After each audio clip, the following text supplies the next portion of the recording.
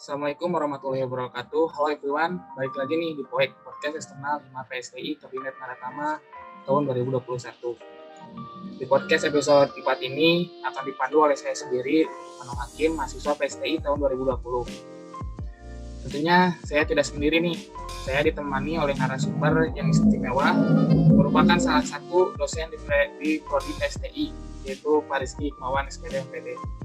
Bagaimana Pak kabarnya Pak? Alhamdulillah, luar biasa. Alhamdulillah. Baik, di podcast kali ini kita akan membahas pengaruh teknologi terhadap pendidikan, terutama tentang CBL. Nah, apa sih CBL? Tentu kawan-kawan eksternal penasaran kan? Nah, oleh karena itu didengarkan podcast ini sampai akhir ya. Gak usah ini dulu, berbagi cerita dulu. Sudah berapa lama Bapak berprofesi sebagai dosen, Pak, di Universitas Pendidikan Indonesia? Kalau kita bicara apakah saya sudah pernah pengalamannya sudah berapa lama sebagai dosen, berarti di UPI ya, berarti sudah dari 2017, 5 tahun kalau kita bicara dosen di UPI. Tapi kalau di bidang pendidikan ya saya sudah dari tahun 2010 kira-kira, berarti lumayan ya 1 dekade. Berarti sudah banyak pengalaman ya Pak di dunia pendidikan. Dan pasti kalau dibilang sudah banyak ya, dibandingkan dengan beberapa orang mungkin lebih banyak ya, tapi masih jauh ada yang lebih banyak pengalaman dibanding seperti itu. Dan juga pasti sudah sering mengalami perkembangan teknologi yang berpengaruh pada dunia pendidikan juga ya kan Pak? Ya, artinya kalau dulu zaman saya masih pakai OHP, sekarang udah beda. Pernah dilempar pakai kapur kalau kan? Enggak sih, kalau pakai penghapus pernah. Oh pernah waktu SMP kayak gitu. Nanti dilemparnya pakai laptop kan? Aduh, berat ya. Nah, ngomong-ngomong pengaruh teknologi terhadap pendidikan, ada itu kan Pak istilah-istilah CBL. CBL itu apa sih Pak? CBL itu ya kepanjangannya adalah Computer Based Learning. Kalau diterjemahkan ke dalam bahasa Indonesia berarti learning, pembelajaran berbasis komputer, pembelajaran berbasis komputer. Nah, itu salah satu impact dari teknologi terhadap pendidikan sebenarnya. Nah, kalau zaman dulu kan kita mungkin yang paling terasa itu zaman sekarang kalau nggak pakai slide kayaknya kurang. Itu salah satu impact minimal, pengaruh minimal dari teknologi terhadap pendidikan, terutama dari segi media. Nah, berhubung perkembangannya mungkin ada teman-teman di podcast ini pernah kayak generasi Z, generasi Y, generasi baby boomer, dan sekarang generasi Z. Nah, generasi Z ciri khasnya itu terbiasa menggunakan teknologi. Nah, kalau kita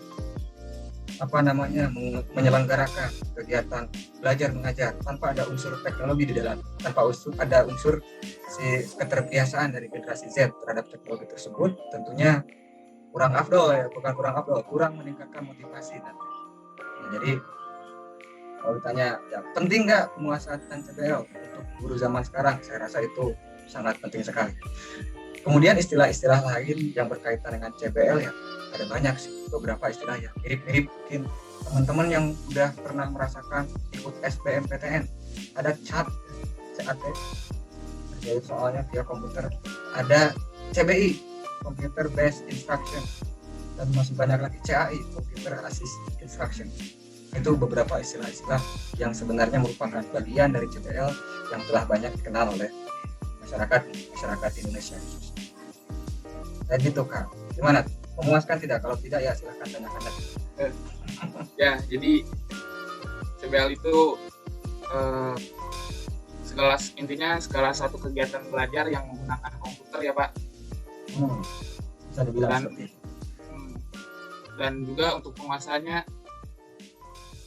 sangat harus juga dikuasai oleh guru-guru, bukan hanya para peserta didik saja. Soalnya banyakkan sekarang kami generasi Z atau generasi milenial kan sudah sering menggunakan teknologi ya.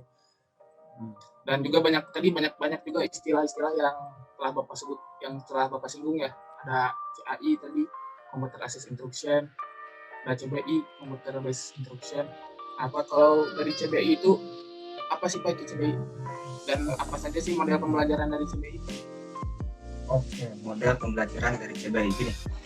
Kalau CBI kita lihat dari sudut pandang bahasa ya, computer based instruction. Nah, instruction itu kalau kita terjemahkan artinya pengajaran. Pengajaran. Yang CBL, learning. Learning itu artinya pembelajaran. Nah, kita lihat perbedaannya berdasarkan bahasa tersebut. Kalau instruction alias pengajaran itu terjadi di dalam kelas saja, ajar. Nah, tapi kalau pembelajaran tidak terbatas situasi yang ada di dalam kelas, di luar kelas pun itu termasuk ke dalam pembelajaran nyupir sama pengajaran nyupir. Saya rasa itu suatu hal yang berbeda, ada prakteknya. Pernah ditilang nggak Kang Lukman? Alhamdulillah sih Pak, belum. Oh, harus pernah ya, generasi Z itu harus pernah ditilang. Nah, ketika Anda ditilang, Anda mendapatkan pembelajaran di situ. Wah, berarti saya harus punya SIM biar tidak ditilang lagi. Saya harus menuruti aturan lalu lintas.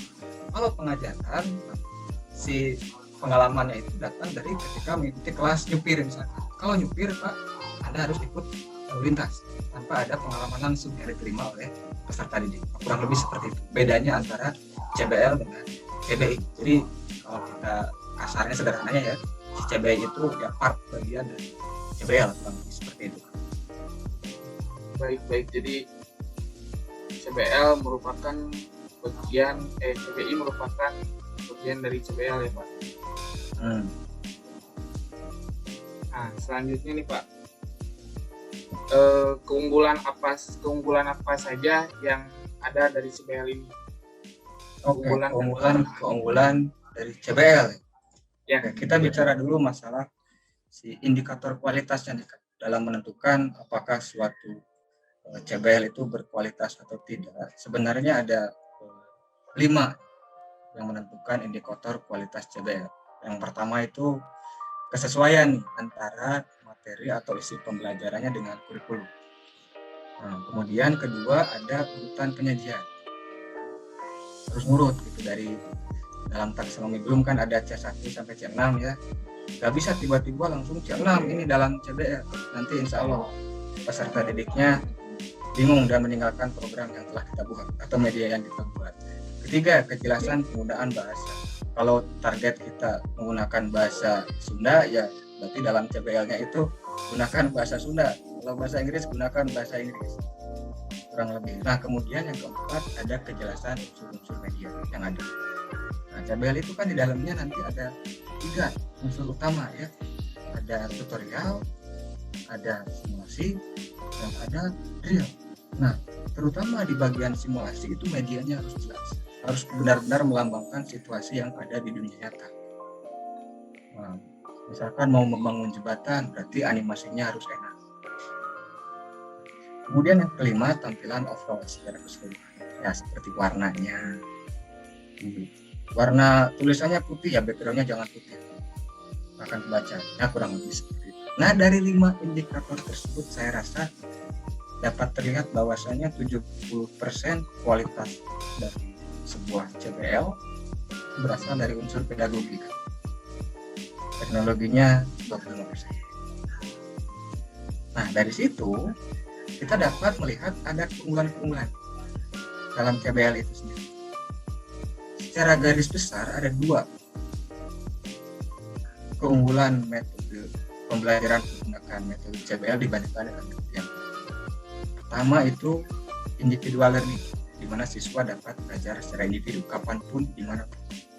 Nah, kita tinggal klik, ulang materi bisa. Menentukan sendiri kecepatan laju pembelajarannya, di pause, diulang-ulang, dipercepat bisa. Nah, kemudian ada independence of learning. Tadi individual learning belajar secara individu. Sekarang ada kemandirian dalam belajar. Jadi memberikan kesempatan kepada siswa untuk memecahkan masalah secara mandiri, terutama dari aspek drill. Ada soal-soal, kerjakan sendiri, kerjakan mandiri, kesempatan. Nah, itu 2 keunggulan sekilas yang saya rasa membedakan CBL dengan metode yang lain. Kalau kelemahan, kalian nih kelemahan. Nah, sudah pasti butuh perangkat ya. Kalau kita nggak punya komputer, yang mana bisa pakai CBL. Ya betul Pak. Tapi secara sederhana CBL kekurangan dan kelebihannya seperti itu. Ternyata banyak juga kelebihan yang membedakan CBL dari model pelajaran lainnya Pak. Nah, tantangan dalam penerapan CBL sendiri itu bagaimana Pak? Tantangan dalam penerapan CBL, mungkin tantangan di masa pandemi ini atau gimana? Ya, terutama pada saat masa pandemi seperti sekarang ini tantangannya dalam penerapan CBL. Ya kan, kalau tanpa adanya pandemi itu CBL nggak akan booming. Tanpa ada pandemi, justru ada pandemi itu merupakan kesempatan CBL untuk bersinar. Nah, yang disarankan oleh pemerintah kan ada dua, blended learning sama flipped classroom. Nah, di situ ada perbedaan antara metode pembelajaran luring dengan metode pembelajaran daring. Nah, kebanyakan kita saat ini, para guru-guru, termasuk saya sendiri ya, menggunakan metode pembelajaran luring yang diadaptasi untuk situasi daring. Ceramah biasa tatap muka, sekarang pakai Zoom. Praktik biasanya langsung dilihatin, sekarang pakai kamera dilihatin. Nah, itu pembelajaran luring yang diadaptasi dalam situasi daring.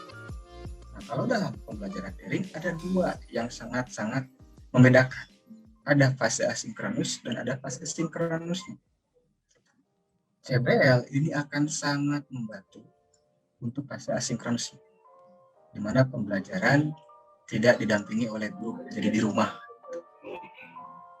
Nah, dengan CBL kan tadi ada dua keunggulan. Tanpa ada bantuan guru pun, CBL yang baik dapat membantu siswa untuk memahami hingga menerapkan suatu materi. Ada simulasi, ada tutorial, ada feedbacknya juga dalam tutorial. Ada drill-drillnya, ngerjain soal matematik, ini salah, ganti lagi jawabannya, ini benar, oke lanjut ke next materi. Nah, itu dikerjakan pada saat fase asinkronus. Tanpa adanya pandemi, CBL nggak akan bersinar seperti saat ini. Saya rasa kurang lebih seperti itu. Mungkin Anda tidak akan kenal yang Google Form dan lain sebagainya, masih pakai alat tulis biasa. Ya. LMS ini nggak akan, latihan daring nggak akan ada. Jadi pandemi ini sebetulnya berdampak baik dalam kebooming CBL ini ya. Kalau dilihat dari sudut pandang CBL sepertinya seperti itu kan. Mengakrabkan kita dengan teknologi. Sebenarnya pandemi ini sisi positifnya mungkin. Tapi kalau dari segi keefektifannya gimana tuh Pak? Apakah mahasiswa lebih kesulitan dalam memahami proses pembelajaran atau justru malah menjadi mempermudah? Oke. Bicara tentang keefektifan. Nah, kalau kita beberapa penelitian terdahulu itu sudah banyak ya kalau kita search yang menyatakan bahwasanya CBL ini efektif, tapi dibandingkan dengan metode pembelajaran konvensional seperti ceramah, dibandingkan dengan metode yang lebih terkini. Nah, kalau berdasarkan pengalaman saya, yang sangat menentukan keefektifan dalam penggunaan CBL ini justru dari konten dalam CBL-nya itu sendiri. Kontennya itu ya apa saja isinya, bagaimana kita menampilkan suatu animasi dalam sebuah CBL, ketepatan dari animasi tersebut. Kelemahan utamanya tadi kan dimana tidak ada perangkat ya. Satu lagi saya tambahin, kita nggak bisa ngasih motivasi terhadap siswa yang menggunakan CBL. Nggak bisa langsung. Kalau motivasi kan bisa juga lewat, kalau dalam kelas ya, kamu ngerjain, kenapa belum bisa? Usahain strap. Itu salah satu bentuk motivasi mungkin ya. CBL nggak bisa. Jadi benar-benar semuanya bersumber dari motivasi intrinsik peserta didik. Nah, kalau motivasinya sudah kuat, apalagi jika CBL itu dapat menghadirkan sebuah motivasi, itu akan meningkatkan keefektifan dari penggunaan metode pembelajaran computer based learning. Kayak gitu Kak.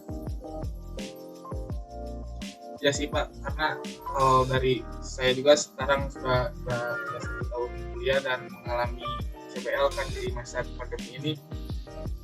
Sebetulnya keefektifan itu kembali lagi kepada mahasiswanya sendiri kan. Kalau mahasiswanya itu sudah ada motivasi untuk lebih baik, pasti dalam pemahamannya juga bakal bisa lebih mudah lagi gitu. Jadi kan kalau secara general pastinya kembali kepada peserta didiknya, kembali kepada gurunya totalitas dalam membuat CBL itu. Tapi kalau kita fokuskan ke dalam meningkatkan keefektifan dari CBL itu sendiri, tentunya ada beberapa proses dan tidak serta-merta misalkan CBL yang saya buat untuk mahasiswa angkatan 2020 ini bisa efektif untuk angkatan 2018. Nggak bisa. Pastinya keefektifan itu tergantung dari target siapa peserta didik kita. Kurang lebih seperti itu Kak. Selalu ada pengembangan. Siapa tahu mau buat skripsi tentang CBL ya boleh. Pikiran tuh Pak. Oh, berarti kalau gue ngomong gitu berarti nanti bakal selalu ada pengembangan ya Pak buat angkatan 2020. Berarti nanti di 2021 bakal angkatan 2021 beda lagi ya Pak dari pengembangan CBL-nya. of course. Selalu ada pengembangan dan diupayakan pengembangannya itu ke arah yang lebih baik. Amin. Bisa jadi lebih buruk. Harus lebih baik Pak. Iya. Gini, saya ambil 2 quotes mungkin.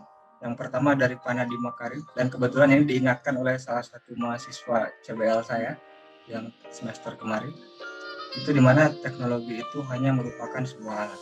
Nah, yang menggunakan alat itu nyala. Esensi dari pendidikan itu sebenarnya si pengguna alatnya itu. Dan yang kedua, kan suka ada ya namanya, dimana guru tidak dapat digantikan oleh robot. Kemudian ada anggapan robot suatu saat dapat menggantikan guru. Nah itu sebenarnya kalau dibilang tidak dapat menggantikannya, saya rasa kurang tepat. Justru kita harus memprogram.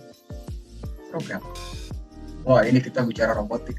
Saya sendiri bukan ahli robotik, tapi gagasan tertulis saya, imajinasi saya nanti suatu saat kita dapat memprogram suatu komputer agar dapat bertindak sebagai seorang guru. Dan programmer tersebut upayakan ada yang punya pedagogi yang baik. Jadi si robotnya dapat mendidik mungkin, dapat tidak hanya melatih dan mengajar. Kalau mengajar saya yakin robot bisa sekarang, tapi bisa juga mendidik suatu saat.